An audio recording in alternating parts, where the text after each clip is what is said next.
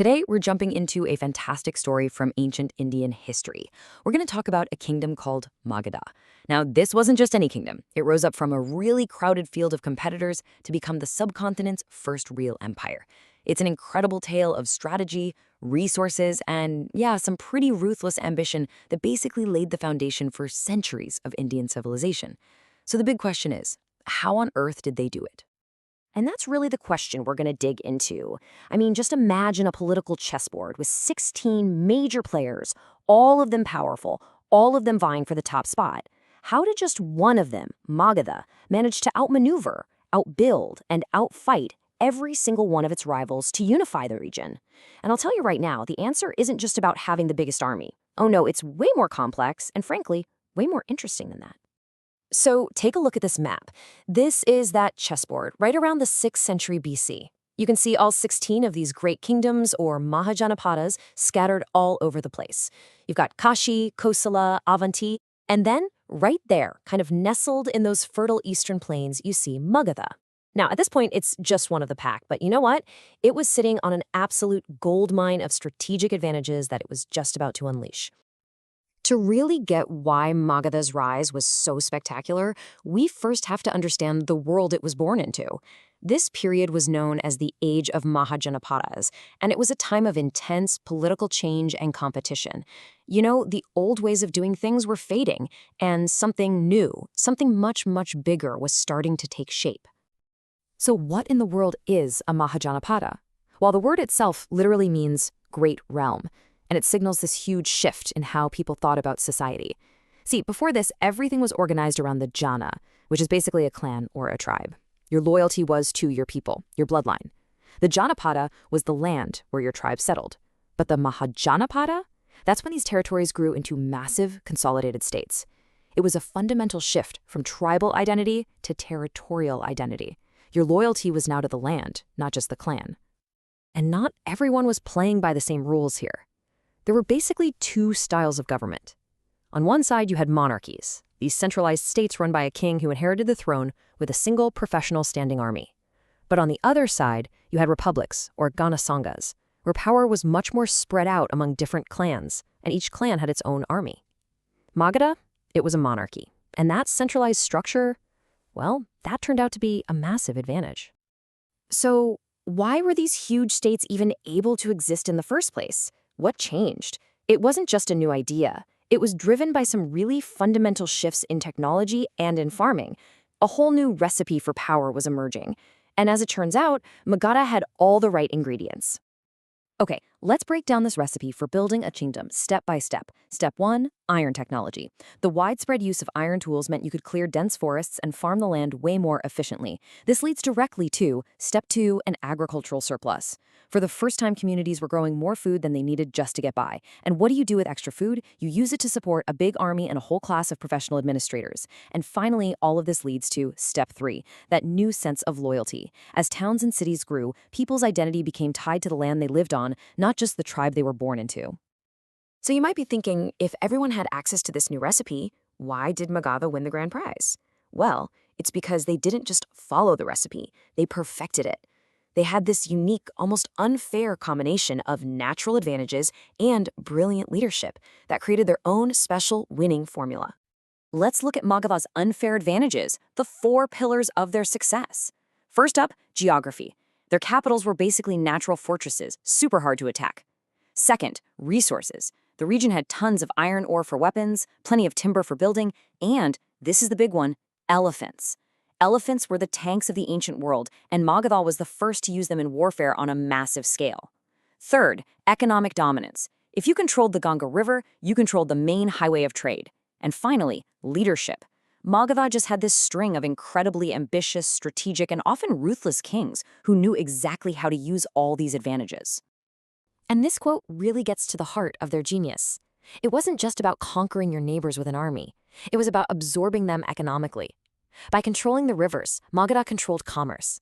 It got to a point where it was just more profitable for smaller states to join Magadha than to try and fight it. This was a really sophisticated strategy, a mix of military might and economic gravity that just pulled everyone else into its orbit. And of course, you need the right people to pull this off. Meet the architects of the empire. First, you have Bimbisara, the diplomat, who brilliantly used strategic marriages to expand his influence. Then you have his son Ajatasattu, the innovator, who brought brand new military technologies to the battlefield. And finally, Mahapadmananda, the consolidator, a guy so thorough he earned the title empire builder by basically eliminating all of his rivals. So, let's trace this incredible story of expansion through the dynasties that actually made it happen. It starts with the Haryankas and really hits its peak with the mighty Nandas. Each dynasty just kept building on the successes of the one before it, creating this unstoppable momentum. This timeline really lays it all out for us. So Bimbisara kicks things off around 544 BC. He's the one who establishes Magadha's first proper standing army. And he was smart. He used this clever mix of diplomacy and force. He conquered the kingdom of Anga to his east to get control of the trade routes, while at the same time securing his other borders through a bunch of strategic marriages. It was this multi-pronged approach that laid an incredibly stable foundation for his son to build on. And that son was Ajatasattu. Now, he definitely preferred conquest over diplomacy. He went to war to annex the powerful neighboring kingdom of Kosala, and in his famous campaign against the Vajjian Confederacy, he brought out the big guns, literally. He used brand new military technology. He had the Mahashalakantaka, which was basically a massive catapult for hurling huge stones at the enemy. And then there was the Rathamushala, a terrifying chariot with a spinning mace attached to it, designed for just mowing down enemy soldiers. These things were game changers and gave Magadha a decisive edge on the battlefield. So after the Haryankas, the real culmination of Magadha's power came with the Nanda dynasty. The founder, Mahapadmananda, just systematically destroyed all the rival ruling families. But the true genius of the Nandas was economic. They created India's first state-run mining empire. They completely monopolized the mining of iron and other minerals. This turned their natural resources into this unbelievable engine of state revenue. They had a treasury that no other kingdom could even dream of matching. Now, this massive military and economic machine that the Nandas built didn't just dominate India.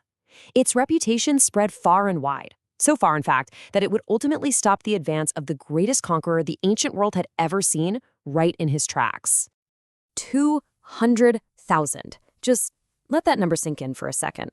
According to Greek sources, that's how many infantry soldiers the last Nanda king had in his army. And that's not even counting the thousands of cavalry, the war chariots, and all those terrifying war elephants. This was the incredible force waiting for Alexander the Great as he approached the borders of India. I mean, you really have to think about this for a moment. This is Alexander the Great, the man who had conquered the mighty Persian Empire. His Macedonian army was thought to be absolutely invincible. They had marched for years, thousands of miles from home, winning every single battle.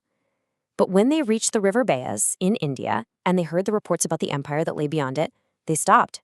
They refused to go any further.